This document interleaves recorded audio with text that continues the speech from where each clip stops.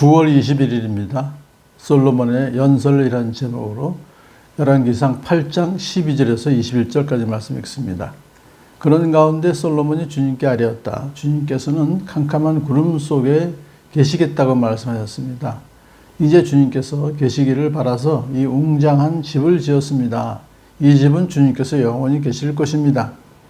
그런 다음에 왕은 얼굴을 돌려 거기에 서 있는 이스라엘 온 회중을 둘러보며 그들에게 복을 빌어 주었다. 그는 말하였다. 주 이스라엘의 하나님을 찬양하십시오. 주님께서는 나의 아버지 다윗에게 친히 말씀하신 것을 모두 그대로 이루어 주셨습니다. 주님께서 말씀하시기를 내가 내 백성 이스라엘을 이집트에서 이끌어낸 날로부터 오늘에 이르기까지 내가 내 이름을 기릴 집을 지으려고 이스라엘의 어느 지파에서 어느 성읍을 택한 일이 없다. 다만 다윗을 택하여서 내 백성 이스라엘을 다스리게 하였다 하셨습니다. 내 아버지 다윗께서는 주 이스라엘의 하나님의 이름을 기릴 성전을 지으려고 생각하셨으나 주님께서 나의 아버지 다윗에게 이르시기를 내가 내 이름을 기릴 성전을 지으려는 마음을 품은 것은 아주 좋은 일이다. 그런데 그 집을 지을 사람은 내가 아니다. 내 몸에서 태어날 내 아들이 내 이름을 기릴 성전을 지을 것이다 하셨습니다. 주님께서 말씀하신 대로 아버지 다윗의 뒤를 이어서 이렇게 내가 이스라엘의 왕위를 이었으며 주 이스라엘의 하나님의 이름을 기릴 이 성전을 지었으니 주님께서는 이제 그 약속을 이루셨습니다. 주님께서는 이집트 땅에서 우리의 조상을 이끌어내실 때 그들과 언약을 세우셨는데 나는 주님의 언약이 들어있는 궤를 놓아둘 장소를 이렇게 마련하였습니다. 아멘. 성전을 다 지은 다음에 이제 성전 안에 구름이 가득 찼죠.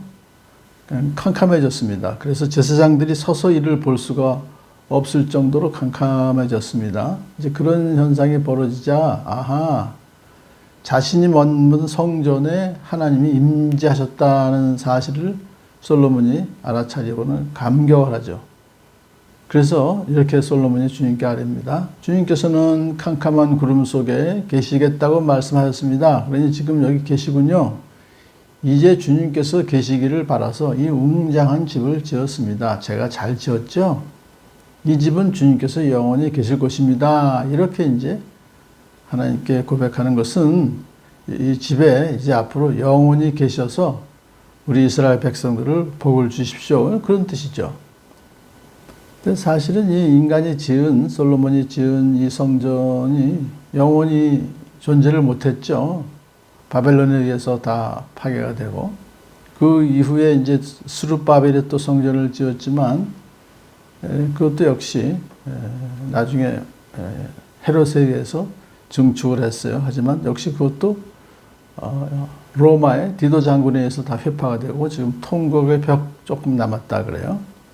그렇기 때문에 인간이 지은 성전에서 하나님께서 영원히 계시는 것이 아니라 영원히 계실 곳은 바로 우리 주 예수 그리스도의 인격 안에서 하나님의 위엄이 완전히 드러나고 하나님의 영광이 빛을 발하는 예수님 안에서 바로 하나님의 임재가 영원하시다.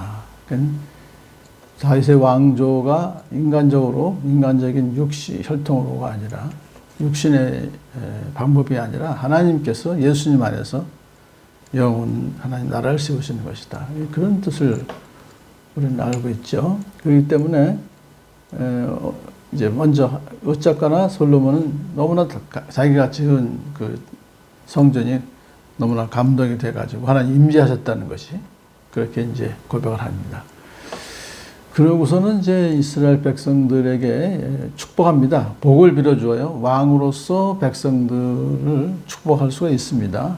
축복을 한다는 것은 뭐 제사장만 하는 것이 아니라 왕으로서 이제 그렇게 하는 거예요. 그랬더니 이렇게 말하죠. 이스라엘의 하나님을 찬양하십시오. 왜냐하면 주님께서는 나의 아버지 다윗에게 친히 말씀하신 것을 모두 그대로 이루어 주셨습니다. 그러니까 찬양하는 내용이 뭐냐면 하나님께서 말씀하신 것을 그대로 다 이루어 주셨다 이거예요. 약속을 지키시고 신실하신 하나님이다를 찬양하라. 그러면서 그 내용이 이제 무슨 약속을 지켜주셨느냐 하는 것을 이제 얘기하죠. 그래서 다윗 언약입니다. 내가 내 백성 이스라엘을 이집트 땅에서 이끌어낸 날로부터 오늘에 이르기까지 내가 내 이름을 기릴 집을 지으려고 이스라엘의 어느 지파에서 어느 성읍을 택한 일이 없다. 다만 다윗을 택하여서 내 백성 이스라엘을 다스리게 하셨다. 이게 이제 다윗의 그 왕위가 계속 견고해졌다, 계속될 것이라는 그런 약속이죠. 내 아버지 다윗께서는 주 이스라엘 하나님의 이름을 기릴 성전을 지으려고 생각하셨으나 자발적으로 자원하는 마음으로 그렇게 이제 준비까지 했죠.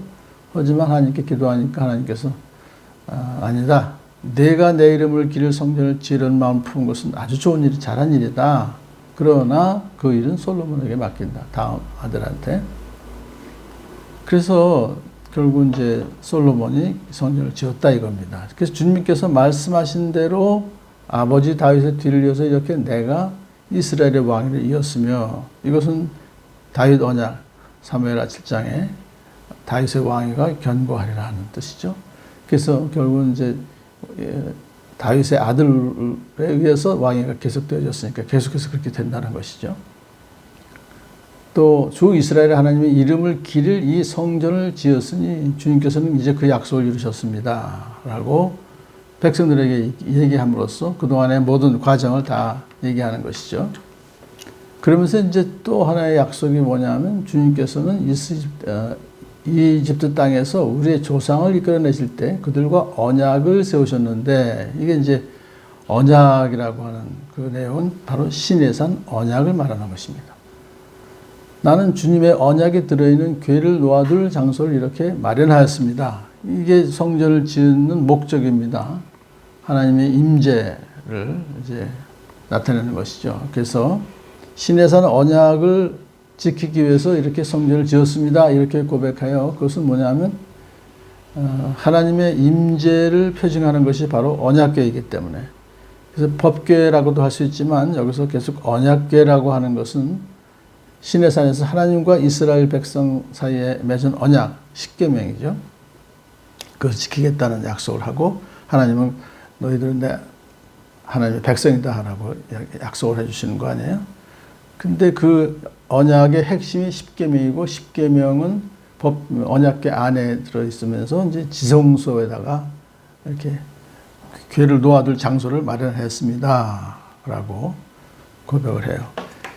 이것은 어디까지나 성전을 지은 것은 자기가 정말 열심히 해서 아버지 다윗이 준비해 준 거 가지고 또 자기도 실함과 또 잘 협조해서 성전을 잘 지었지만은 자기가 한 것이 아니라 하나님께서 친히 약속을 지키신 분으로서 그것을 하신 것이다. 그런데 그 결과가 결국 언약궤가 십계명을 두 돌판이 있는 언약궤를 지금 지성소에 놓아둠으로써 이제 그 성전의 가치를 이렇게 여기서 알게 된 것이다. 그런 뜻이에요. 자, 오늘도 솔로몬은 겸손하게 자기가 한 것이 아니고 하나님께서 하셨습니다. 오직 나는 하나님의 은혜로 오늘의 내가 되었습니다. 라고 고백하는 거죠. 그래서 사도 바울이 고린도 성도들한테 고백했던 것처럼 나에게 베풀어 주신 하나님의 은혜는 헛되지 않았습니다. 사실 이렇게 솔로몬이 참 이렇게 고백을 했다고도 과언이 아니죠. 우리도 하나님의 자녀들로서 하나님의 아들, 딸로서 나는 하나님의 은혜로 오늘의 내가 되었습니다. 나에게 베풀어 주신 하나님의 은혜는 헛되지 않았습니다. 라고 고백할 수 있는 저와 여러분 되기를 축복합니다.